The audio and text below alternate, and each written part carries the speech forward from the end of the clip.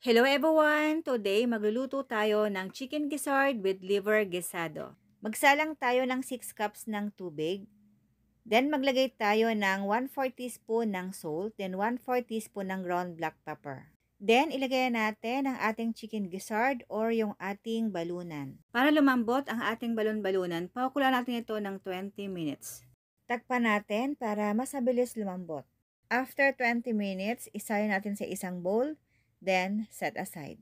Optional lang yung ating pagpapakulo. Pwede nyo to idirekta ng gisa. 500 grams pala guys yung ating gizzard.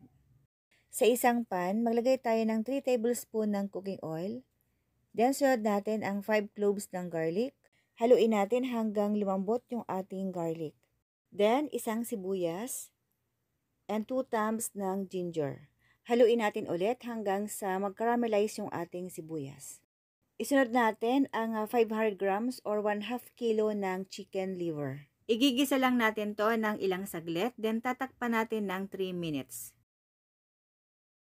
After 3 minutes, maglagay tayo ng 3 tablespoon soy sauce, 2 tablespoon oyster sauce, 1/2 teaspoon ground black pepper, 1 pork cube, and 3 tablespoon calamansi juice.